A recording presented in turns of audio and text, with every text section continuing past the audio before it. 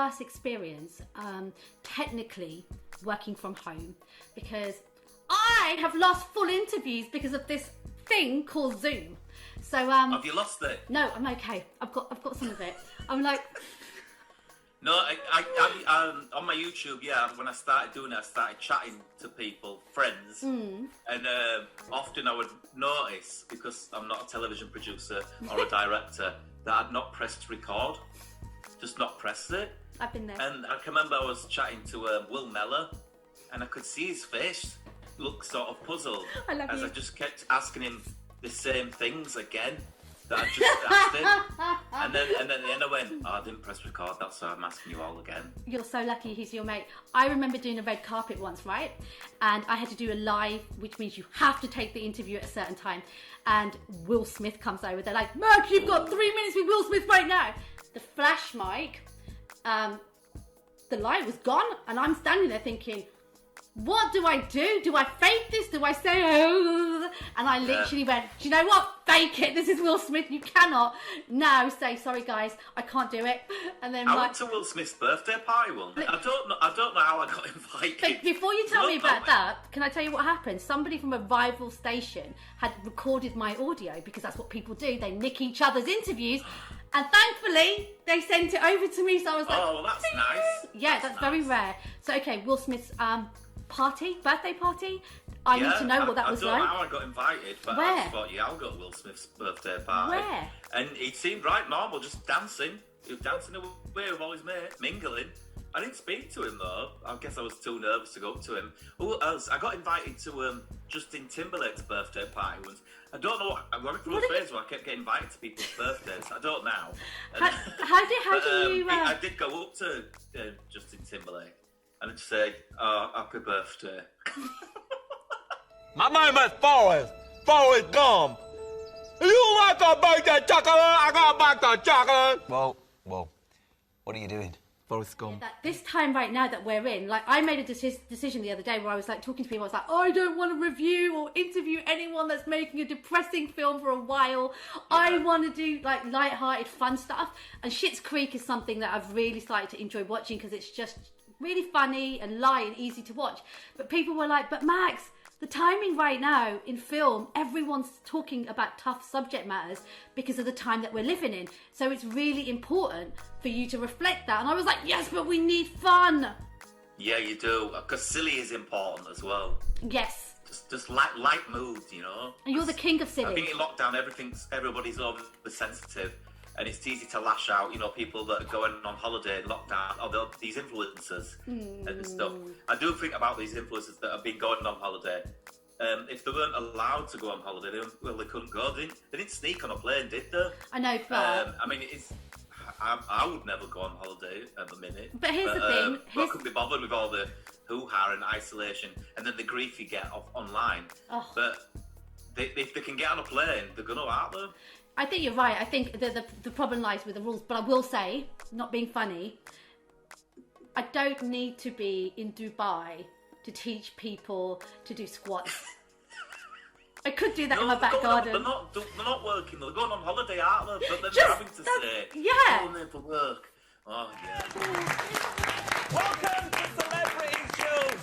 Big shout out to all the NHS, and big up to you guys for staying at home. What's the plan, like, looking forward for the show? Well, we start filming series 25 at the end of this month. Yeah. I've had numerous Zoom meetings about it, and we're starting with no audience again. Oh. And they're going to they're making the desks smaller because we made them really long. Yeah. You know, so there's 2 meters between us. But if you got a taxi from one side of the desk to another, it would cost you £5 in an Uber, definitely. And if people felt disconnected, so we're making the desks smaller again, but we're putting up plastic screens, like in Wagamamas.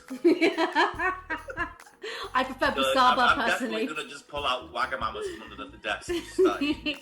But don't you all get tested? Yeah, all the time. I like it.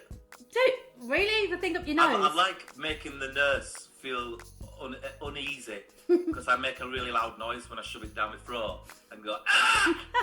And then when I shove it up my nose, I always go, woohoo! Oh. Lasagna!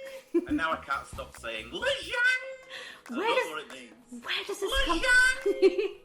Where does this come from? This inspiration of making up words and noises.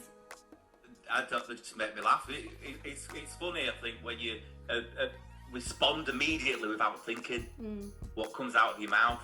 And again, everything on my YouTube channel is all like that. It's all straight away. And I always, when I watch it back, I go, I should have said something better than that. But I just thought, you know what? No, that's real, isn't it?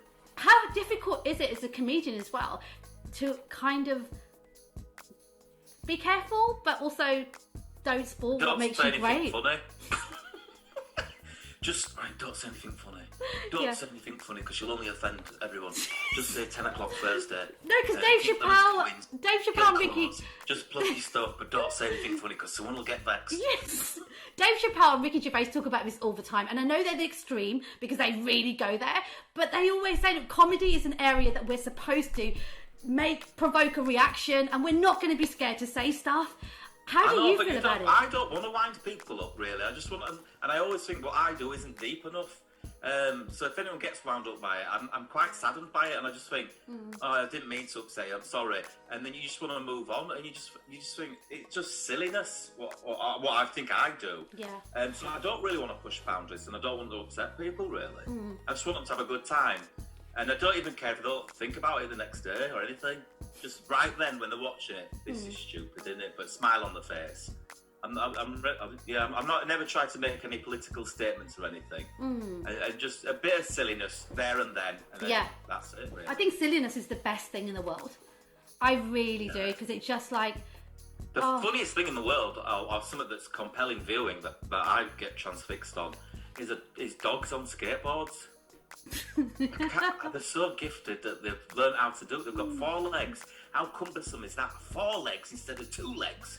And you're having to go on a skateboard. Which leg do they use to push? Imagine being that dog. I'd love to have a go on that skateboard, but I don't know which leg to push with. What are we shopping for? Vintage clothes. Vintage clothes. Yeah. Let's do this, otherwise the link will be too long. I'm thinking of not having dyed blonde hair anymore. And go, and this long red hair. And so, I'm going to do that. And then I said, I'll tie it up in a man bun as a joke when everyone had man buns. Yeah. And then when I let it down, it was long. And I go, oh, God, it's grown. And and now it's become a little bit religious. I love it. Like Samson, like these new powers. Do you decide whether to have a fringe or not? Don't do it. Okay, in lockdown, just so you know. It looks good, your No, fringe. just so you know, my fringe was here about 2 weeks ago. I've been slowly cutting it myself. I went on YouTube and I found this dude who is American. He was like, how to cut your bangs at home, because they call it bangs, not fringe. I literally have been slowly going shorter and shorter. But look at those sides. Look at the length. Yeah. Do you see how bad that is? Decide where does your fringe end? It's just awful. It's just, and because I've got a big forehead. I'm like a 5 head. Mine's like a belly. Yeah. That's made me feel so much better. I've never heard anyone say their forehead's like a belly. We all call it like we have a 5 head. I've never heard belly. That makes me feel better. But belly head. Yeah. I'll tell you what I like as a kiss. Knee face. Look at him over there, knee face. That's not nice. And just the simple word, which you can get away with. It's quite nasty, but it's not that harsh. But just calling someone a pig. A pig? Pig. But I say it all the time. Really? And I did a snowman the other week when we had snow. And I just put, I think I put snowy pig or something. and Instagram said I wasn't allowed to post it because it was offensive. And it's an example of a post that I'd done in the past that was deleted, apparently. When I must have said, look at him, cheeky pig.